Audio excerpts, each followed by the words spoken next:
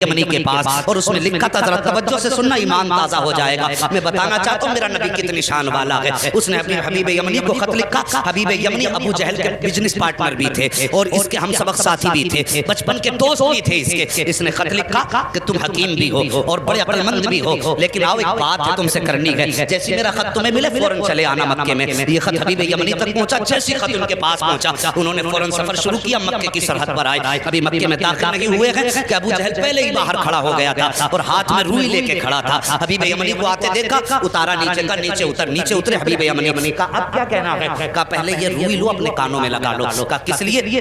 کہا کہ محمد کی آواز تمہارے کانوں تک نہ پہنچ جائے۔ کہا اس سے کیا ہو جائے گا؟ کہا تم نہیں جانتے ہو، اس کی آواز جن کے کانوں تک پہنچ جاتی ہے پھر وہ انہی کی بولی بولنے لگ جاتا ہے، انہی کی بولی بولنے لگ جاتا ہے۔ حبیب یمنی نے کہا چل ٹھیک ہے یار، بتا کیوں تو نے بلایا کس لیے ہے؟ کہا یار تجھے سچ بتاؤں؟ کہا ہاں۔ کہا رشتے میں بھتیجا لگتا ہے لیکن باتیں بڑی عجیب کرتا ہے۔ کہا کیا؟ کہ ہمارے خداؤں کو برا کہتا ہے، کہتا ہے یہ پتھر کے خدا ہیں، یہ کچھ نہیں دے سکتے۔ وہ کہتا ہے کہ ایک خدا ہے اور سب کو مرنا ہے، مرنے کے بعد اپنے اپنے زندگی کے اعمال کا حساب بھی دینا ہے۔ یار ذرا سچ بتا کیا بندہ مر کے پھر سے زندہ ہو سکتا ہے؟ حبیب یمنی چونکہ پڑھے لکھے انسان تھے، کہنے لگے یار باتیں تو وہ سچی کرتا ہے، جس نے جب کچھ نہ تھے تب پیدا کر دیا، تو اگر وہ مارنے کے بعد پیدا بڑا زندہ کر دے تو کون سی بڑی بات ہے؟ کہا یار ذرا ساتھ چل۔ ہاتھ پکڑا ابو جہل نے حبیب یمنی کا، اپنے نبی کی شان ملاحظہ کرو، اپنے گھر میں لایا۔ اب حبیب یمنی کہتے بلایا کس لیے ہے تو نے؟ کہا یار میں نے تجھے اس لیے بلایا ہے، ذرا اس کا علاج تو کر دے، تو حکیم ہے، نبض پکڑ کے دیکھ لے، اس کا علاج کرنا ہے۔ حبیب یمنی کہتے ٹھیک ہے بلاؤ، میں ہاتھ پکڑ کے دیکھوں گا۔ اب ذرا توجہ سے سننا، یہ دشمن کی بولی ہے، سچ وہ ہوتا ہے جو سر چڑھ کے بولا کرتا ہے۔ اگر کوئی اعلیٰ حضرت کو گالی دے تو اس کے بکواس کرنے سے اعلیٰ حضرت کے رتبے کم نہیں ہو جاتے ہیں۔ مخالف اسی کے ہوتے ہیں جو حق پہ ہوا کرتا ہے، دشمن اسی کے ہوتے ہیں جو سچ پہ ہوا کرتا ہے، کبھی اہل غیرے کا کوئی مخالف نہیں ہوا کرتا ہے۔ ذرا توجہ سے سننا پیارے۔ ابو جہل نے کہا تھا کہ میں نے تجھے علاج کے لیے بلایا ہے۔ کہا ٹھیک ہے بلاؤ۔ کہا کیا کرے گا؟ کہا نبض پکڑ کے دیکھوں گا۔ ابو جہل کہنے لگا یار اگر تو نے نبض پکڑ لی تو بات ہی ختم ہو جائے گی۔ کہا کس لیے؟ کہا ہاتھ مت پکڑ لینا۔ کہا کیوں؟ کہا جو اس کے ہاتھ میں ہاتھ دے دیتا ہے پھر وہ بولی اس کی بولنے لگ جاتا ہے۔ کہا یہ کہنا کیا چاہتا ہے؟ تب ابو جہل نے کہا تھا یار سن بات سچی ہے لیکن ذرا دماغ میں اتار لینا۔ ایک دن میں گیا تھا محمد کے پاس اور میرے ہاتھ میں پتھر تھے، میں نے جا کے کہا تھا پتا میری مٹھی میں کیا ہے؟ تو انہوں نے میری طرف دیکھا اور دیکھنے کے بعد کہا اگر میں بتاؤں تو کیا کمال ہوگا، اگر یہ خود بتائیں جو تیری مٹھی میں تب کمال ہو جائے گا۔ کہا میں خوش ہو گیا، میں سوچنے لگا یار اب تو یہ پھنس گئے ہیں، میرے ہاتھ میں پتھر ہے اور پتھر بولا نہیں کرتے ہیں۔ کہا یہ سوچ کے میں نے کہا ٹھیک ہے انہی سے کہلوا دو۔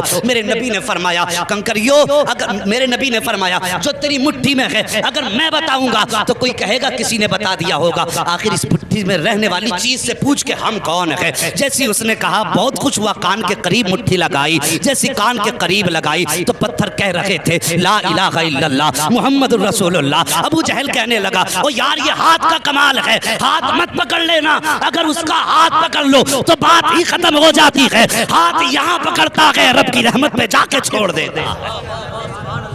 اللہ اکبر۔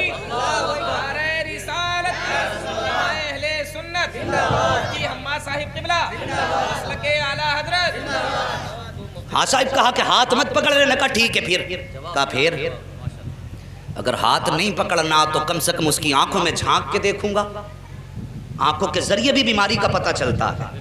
یہ ڈاکٹر لوگ بیٹھے ہوئے ان سے پوچھئے آنکھوں کے ذریعے بیماری کا پتہ چلتا ہے، اور یہ علماء اکرام ہے بڑے بڑے علماء، ان سے پوچھئے کہ جادو اور آسیب کا پتہ بھی آنکھ سے چل جاتا ہے۔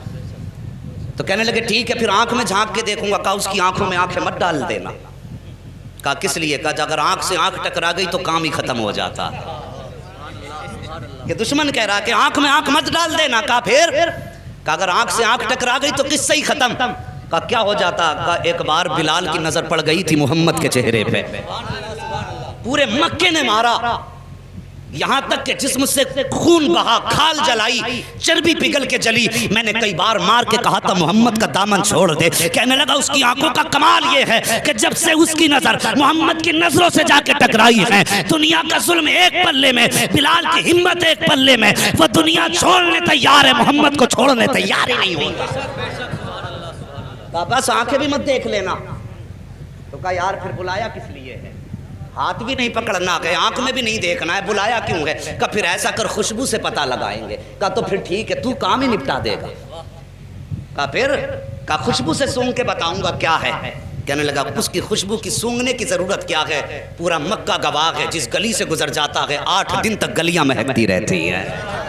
بولو یار ذرا سبحان اللہ۔ جی اگر تھک کے بھوکے بیٹھیں تو میں قربان بھائی سے کہوں گا انہیں پہلے کھانا بانٹ لیں، اگر تھک کے نہیں بیٹھے تو محبت سے بولیں ذرا یا رسول اللہ۔ اللہ سلامت رکھے، اللہ آج کی گرمی تیرے محبوب کے ذکر کے لیے برداشت کی ہے، مالک قیامت میں محبوب کی زلفوں کا سایہ عطا فرما دینا۔ بس توجہ کرے، اگر تیرے میرے یار کی باتیں ہوں، اپنے محبوب کے تذکرے ہوں تو محبوب کا دل ٹھنڈا ہوتا ہے۔ ہم نے رب کے محبوب کا ذکر چھیڑا گیا، یقیناً خدا راضی ہو جائے گا۔ بس توجہ کریں، کہنے لگا خوشبو سونگنے کی ضرورت کیا ہے، جن گلی سے گزر جاتے ہیں 8 دن تک گلیاں مہکا کرتی ہیں۔ کہا کوئی ثبوت ہے؟ کہا ہاں۔ کہا کیا؟ کہا گزار کے دیکھ لو اور آنے بھی دو، قدم رکھنے سے پہلے خوشبو گھر میں آ جائے گی۔ ایک دن میرے نبی نے نا اپنی زوجہ حضرت خدیجہ الکبریٰ سے کہا تھا، خدیجہ 25 سال ہو گئے میرے ساتھ، 25 سال میرے ساتھ ہو گئے تمہیں، لیکن کبھی محمد کو دروازہ بچانے کی ضرورت نہیں پڑی۔ سارے بولو صلی اللہ علیہ وسلم۔ کبھی دروازہ بجانے کی ضرورت نہیں پڑی۔ بتاؤ میرے آنے سے پہلے ہی جیسے قدم دروازے پہ آتا ہے تم دروازہ کھول دیتی ہو، کیسے پتہ لگاتی ہو؟ تو کہتی ہیں حضور آپ اپنے دروازے سے پہلے والے چوراہے پہ ہوتے ہیں، کہ آپ وہاں ہوتے ہیں، خوشبو آپ سے پہلے پہلے گھر کے اندر آ جایا کرتی ہے۔ امام احمد بن حنبل کے پاس ایک بزرگ آیا کہ کہنے لگے حضرت مجھے بیٹی کو رخصت کرنا ہے، بیٹی کو رخصت کرنا ہے۔ کہا پھر؟ کہا میری بیٹی پیدا ہوئی، مجھے بڑی خوشی ہوئی، میں نے منت مانگ لی تھی کہ اپنی بیٹی کو دنیا کی ساری چیز جہیز میں دینی ہے۔ حضور میں اس وقت امیر تھا لیکن اب بڑا غریب ہو گیا ہوں، میری یہ نظر پوری کیسے ہوگی؟ آپ نے فرمایا جا قرآن بیٹی کو جہیز میں دے دے، دنیا کی ساری دولت چلی جائے گی۔ حضور کی بارگاہ میں بزرگ آئے، عمر رسیدہ تھے، کہنے لگے حضور میں بیٹی کو رخصت کرنا چاہتا ہوں، حضور کوئی تحفہ آپ کی طرف سے ہو جائے۔ میرے نبی نے فرمایا جاؤ بیری کی لکڑی توڑ کے لاؤ۔ وہ ایک لکڑی توڑ کے لائے، حضور نے نا یوں، توجہ ہے اشکر بھائی، حضور نے یوں اپنے بازو سے رگڑی اور اس پہ سرکار کا پسینہ لگا اور فرمایا جاؤ یہ عطر اپنی بیٹی کے لگا دینا۔ کیا فرمایا؟ جاؤ یہ پسینہ میرا اپنی بیٹی کے لگا دینا۔ مورخین نے لکھا ہے لے کر کے گئے وہ پسینہ سرکار کا بیٹی کے لگایا، جب داماد آئے گھر کے اندر تو وہی پسینہ داماد کے لگایا۔ اللہ اکبر۔ مورخین اور محدثین فرماتے ہیں کہ ان میں تو خوشبو آتی رہی جب تک جیے، لیکن ان کی 7 پشتوں تک مصطفیٰ جان رحمت کی خوشبو آتی رہی تھی۔ اور امام قسطلانی جو سرکار کے 900 سال کے بعد پیدا ہوئے، آپ فرماتے ہیں جب میں اس گلی سے گزرا جس گلی میں وہ نسل آباد تھی جس پر مصطفیٰ کا پسینہ لگا تھا، امام قسطلانی فرماتے ہیں 900 سال گزر گئے، 900 سال کے بعد ایک بچہ میرے سامنے سے گزرا، جب میرے آگے سے گزرا اس کے بدن سے مدینے والے محمد کی خوشبو آ رہی۔ کہنے لگا سونگ مت لینا ورنہ 7 پشتوں تک مہکتا رہے گا۔ کہا جی پھر تو ہو گیا کام۔ حبیب یمنی نے اٹھایا اپنا سامان اور چل دیے۔ بھائی کدھر جا رہے ہو؟ کہا علاج کا تو طریقہ ہی نہیں بچا، ہاتھ میں نہیں دیکھ سکتا، آنکھ میں نہیں جھانک سکتا، خوشبو میں نہیں سونگ سکتا، تو بتا پھر علاج کیسے کروں گا؟ بھائی راضی ہو جا، غصہ نہ ہو، ٹھنڈے دماغ سے ذرا کام لے، بیٹھنا ہم انتظام کر لیں گے۔ کہا پھر؟ کہا ملاقات کر لے۔ کہا ٹھیک ہے ملاقات کر لیتے ہیں۔ جگہ کا تعین، کدھر جانا؟ کہا ان کے ہاں تو نہیں جائیں گے، انہیں اپنے گھر بلا لیتے۔ توجہ کرنا، کیا کہا؟ انہیں اپنے، ذرا سارے کہہ دو، اپنے گھر بلا لیں گے، اپنے۔ کاش اللہ اس آمد کے صدقے میں آج بھی مصطفیٰ کی آمد ہو جائے، واللہ وہ سن لیں گے، فریاد کو پہنچیں گے، اتنا بھی تو ہو کوئی جو آ کرے دل سے۔ کہا گھر بلا لیتے۔ المختصر یہ فیصلہ ہو گیا، سرکار کی بارگاہ تک خبر پہنچی، اسلام کا ابتدائی دور ہے۔ کہا حضور آپ کو فلاں جگہ پہ آنا پڑے گا۔ ابو جہل جس کا لقب ہے، مشہور ہے دنیا میں لفظ ابو جہل سے، کیونکہ میرے نبی نے ایک بار ابو جہل کہہ دیا تھا، آج تک پوری دنیا ابو جہل کہہ رہی ہے، اور حضور نے ایک بار کہہ دیا تھا تمہارا نام ابو ہریرہ ہے، پوری دنیا سے نام بھولے بیٹھی ہے۔ حضور جو کہتے ہیں وہی پتھر کی لکیر ہے، توجہ کیجئے۔ کہا ٹھیک ہے، لیکن جب یہ خبر ہوئی کہ حضور ابو جہل کے گھر جا رہے ہیں، اصل نام ابو جہل کا عمرو بن ہشام ہے، کہ عمرو بن ہشام کے گھر حضور جا رہے ہیں، باتیں ہونے لگی کہ دشمن کے گھر جانے ہیں۔ حضور کا دل تھوڑا رنجیدہ ہوا، یا اللہ مکے میں ایسی باتیں ہو رہی ہیں۔ فوراً رب کی جانب سے پیغام آیا، محبوب اداس کیوں ہوتا ہے، گھر اس کا ہے، چرچا تو تیرا ہی کرا رہے ہیں، خرچ اس کا ہے، چرچا تو تیرا ہی ہے نا، پریشان کیوں ہوتا ہے؟ اللہ اکبر۔ اب سرکار کو دعوت دے دی گئی۔ اب ابو جہل کی پلاننگ دیکھو، کہنے لگا سنو بھائی، میں نے یہ سنا جب وہ آتے ہیں تو تم اس کی عزت کے لیے کھڑے ہو جاتے ہو، آج وہ آئے نا تو کوئی کھڑا مت ہو جانا، اپنی جگہ سے مت اٹھ جانا، تاکہ انہیں لگے کہ ان کی اوقات کیا گئی، اسے معلوم نہ تھا آج پالا کس سے پڑ گیا ہے، یہ جانتا نہیں تھا آج کس سے پنگا لے رہا ہے، کہا اٹھنا مت تاکہ انہیں اپنی عزت کا پتہ چل جائے، لیکن یہ اپنی پلاننگ کر رہا تھا۔ ادھر رب نے فرمایا جبریل جی رب جلیل، کہا کیا کر رکھے ہو؟ کہا رب حکم فرما دے۔ کہا آج ابو جہل کے گھر میں پلاننگ ہو رہی ہے، محبوب آئے تو پھر کسی کو اٹھنا نہیں ہے، کہا جاؤ فرشتوں کی جماعت ساتھ لے کے چلے جاؤ، اور جتنے بیٹھے ہیں نا ابو جہل عتبہ شیبہ بڑے بڑے دشمن، سب کے پیچھے جا کے ایک ایک فرشتہ کھڑا کر دو، جیسے محبوب پہنچے اور جو اٹھنا نہ چاہے جبریل تیری ذمہ داری ہے کان پکڑ کے اس کو سیدھا کھڑا کر دینا۔ آج بھی لوگ بھونکا کرتے ہیں کہ سلام کھڑے ہو کے کیوں پڑھتے ہو؟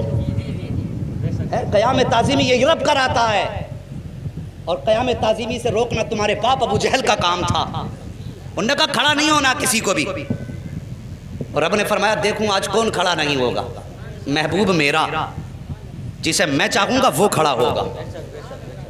اللہ اکبر۔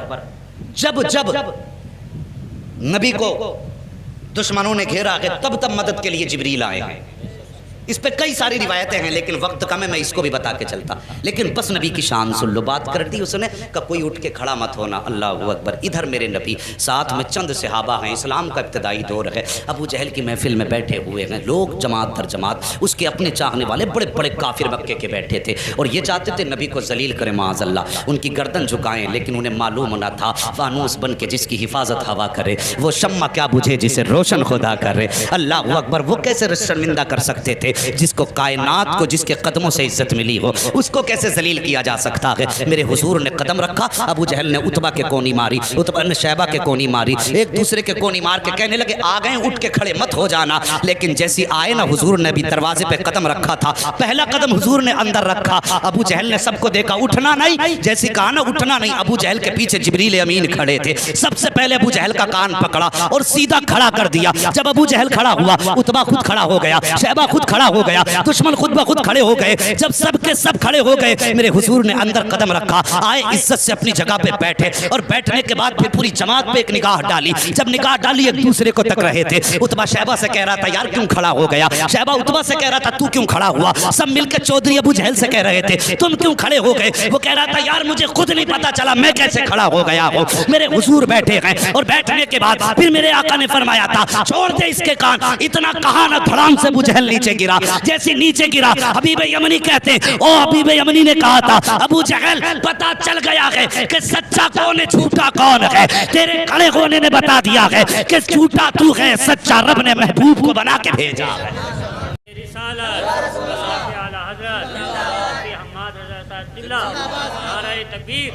بس توجہ کیجئے پیارے، اللہ سلامت رکھے سب کی نسلوں کو، جتنے بھی مسلک اہل سنت والے ہیں، بس توجہ کیجئے۔ بیٹھ گئے، حبیب یمنی کہنے لگے مجھے اس نے بلایا ہے اور اس لیے بلایا ہے کہ سنا ہے آپ ایسی ایسی بات کرتے ہیں۔ میرے نبی نے فرمایا ہاں میں اللہ کا رسول ہوں، خدا ایک ہے، قولوا لا الہ الا اللہ تفلحوا انی رسول اللہ۔ ہاں میرے نبی نے فرمایا، حضرت حبیب یمنی ابھی ایمان نہیں لائے تھے، کہنے لگے اچھا اگر آپ نبی ہیں تو یہ تو میں بھی جانتا ہوں کہ نبی جادوگر کا جادو آسمان پہ نہیں چلتا ہے، صرف زمین پہ چلتا ہے۔ اس کا دعویٰ یہ کہ آپ جادوگر ہیں، میرے نبی کے بارے میں کہنے لگے کہ ابو جہل کا دعویٰ یہ کہ آپ جادوگر ہیں، لیکن میں یہ جانتا ہوں کہ جادوگر کا جادو زمین پہ چلتا آسمان پہ نہیں، اور نبی وہ ہوتا ہے جو دل کے حال جانتا ہے۔ آج بد مذہب بدعقیدہ لوگ کہتے ہیں کہ حضور کو پیٹھ کے پیچھے کی خبر نہیں، حبیب یمنی ایمان لانے سے پہلے جانتے ہیں نبی وہ ہوتا ہے جو دل کی بات جانتا ہے، جو راز جانتا ہے وہ نبی ہوتا ہے۔ یہ حبیب یمنی کہہ رہے ہیں، کہتے حضور اس لیے میرے دو سوال ہیں، دو سوال یاد رکھنا۔ حبیب یمنی کیا کہتے ہیں میرے؟ بولو سارے بولو، میرے دو سوال ہیں، ایک سوال میں کروں گا جواب آپ کو دینا ہے، دوسرا سوال بھی آپ کریں گے جواب بھی آپ دیں گے۔ یہ دو باتیں کہیں حبیب یمنی نے، اتنی بات کہی میرے نبی فرماتے ہیں ٹھیک ہے بتاؤ پہلا سوال کرو۔ کہا میں جانتا ہوں کہ جادوگر کا جادو آسمان پہ نہیں چلتا، اگر آپ نبی ہیں تو چلیے چاند کے دو ٹکڑے کر سکتے ہیں آپ؟ وقت دوپہر کا تھا، दोपहर का वक्त था, सूरज था, चांद नहीं था उस वक्त में। कहा आप चांद के 2 टुकड़े कर सकते हैं? मेरे हुजूर उठे, कहा चलिए। हुजूर आगे आगे, हबीब यमनी पीछे पीछे, अबू जहल सबसे पीछे। जब हुजूर चलने लगे ना, अबू जहल ने यूं गर्दन झुकाई, चेहरा उतर गया। एक कहने लगा चाचा बात क्या है? कहा बात पूछता क्या है, जो ये कह देता है वो करके दिखा देता है। अगर इसने कह दिया है तो अब समझ ले टुकड़े करके दिखाएगा चांद के। अल्लाह अकबर। जबल अबू कुबैस पे मेरे नबी तशरीफ फरमा हुए, दोपहर का वक्त था, इशारा किया तो सूरज छुप गया, दूसरा इशारा किया चांद आ गया। उसके बाद आका ने हबीब यमनी की तरफ देखा, कहा करूं टुकड़े? कहा जी।